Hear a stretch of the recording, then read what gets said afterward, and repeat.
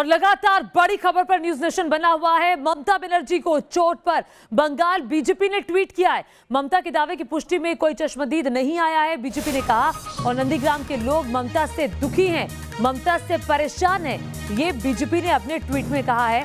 ममता आत्मविश्वास खो चुकी है, क्योंकि ममता ने जो आरोप लगाया कि उनके पांव को कुचलने की कोशिश की गई, जो चोट लगी, 3-4 लोगों ने मुझे घेरा, जो ममता ने ये आरोप लगाया, इस पर बीजेपी ने ट्वीट किया और कहा कि जो ममता का दावा है उसकी पुष्टि करता हुआ कोई भी चश्मदीद अभी तक सामने नहीं आया है।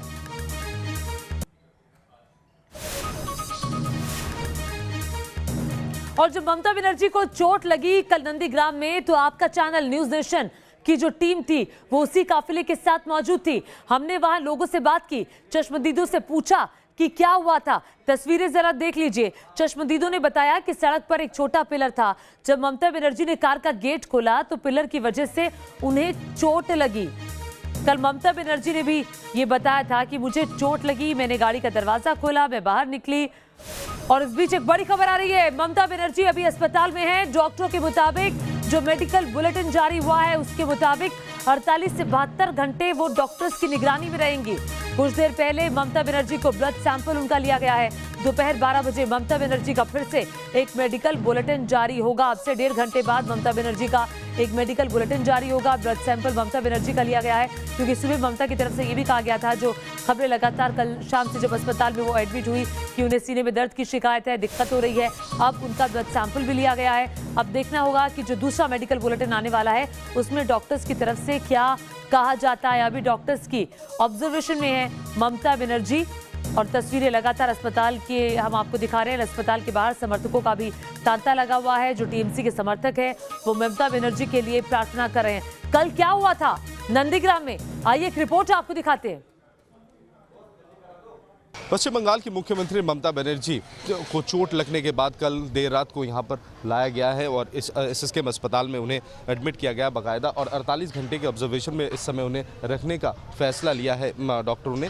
और आप देख सकते हैं कि यहाँ पर पूरी तरह इस इलाके को घेर लिया गया है। पुलिस के सीनियर ऑफिसर्स भी यहाँ पर मौजूद हैं।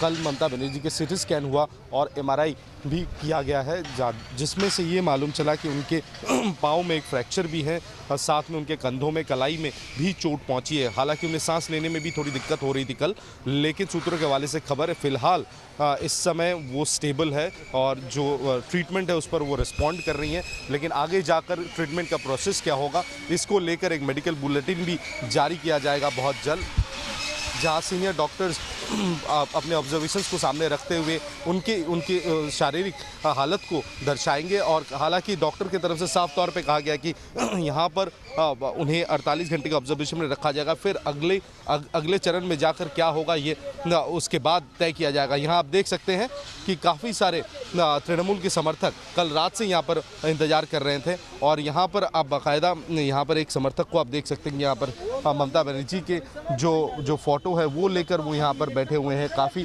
तृणमूल के समर्थक सुबह से फिर जुटना शुरू हो चुके हैं। और यहाँ पर आप देख सकते हैं कि ये शख्स तृणमूल समर्थक के तौर पर जाने जाते हैं और ये कल रात से ही यहाँ पर आकर बैठे हुए हैं। और तृणमूल की तरफ से ये कहा गया है कि उनके तरफ से आने वाले समय में क्या कदम उठाए जाएंगे, कोई विरोध प्रदर्शन होगा या नहीं होगा, इसको लेकर फैसला बाद में लिया जाएगा। अगर हम बात कर सकते हैं इनसे, आप बताएं आप कहाँ से आ रहे हैं, कब से बैठे हैं यहाँ पे? हम हजरा से कल 8 बजे से बैठा हुआ है रात को।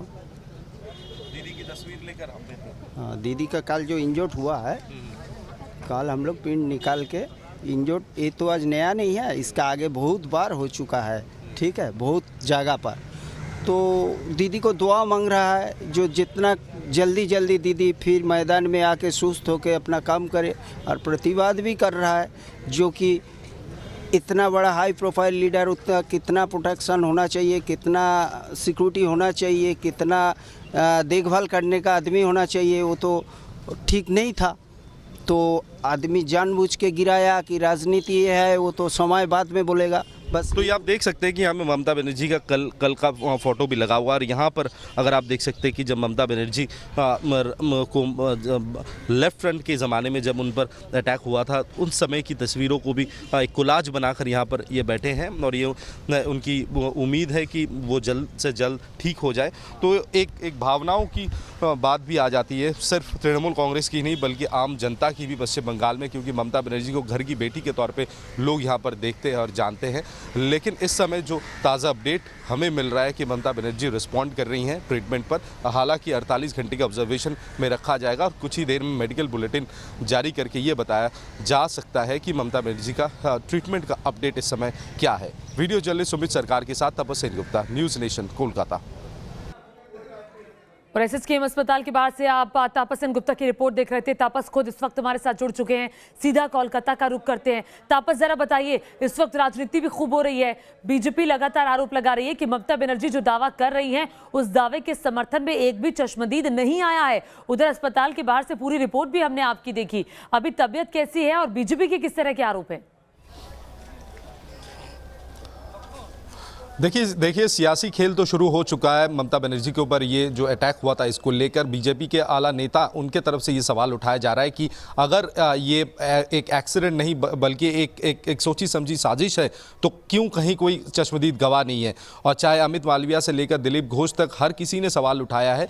और लेकिन ममता बनर्जी को चोट लगा ये तो सच्चाई है, क्योंकि उनका MRI हुआ, CT स्कैन हुआ, उसमें चोट भी देखने को मिला है। उनके लेफ्ट लेग जो बायां पैर है उसमें चोट लगा है, वहाँ प्लास्टरिंग भी हुई है, साथ में उनके कंधों पर और कलाइयों में भी काफ़ी चोटें हैं। हालांकि उनको सांस लेने की दिक्कत कल हो रही थी, वो काफ़ी स्टेबल है। और जो ताज़ा अपडेट हमें इस समय मिल रहा है कि अस्पताल की तरफ से कि उनका ब्लड टेस्ट, एम्प्टी स्टमक में जो सारे ब्लड टेस्ट हैं वो किए गए हैं और 12 बजे के आसपास एक मेडिकल टीम बैठक पे बैठेगी और ये तय करेगी कि आने वाले दिनों में ट्रीटमेंट कैसा होगा। लेकिन कल या परसों तक उन्हें ऑब्जर्वेशन में रखा जा सकता है।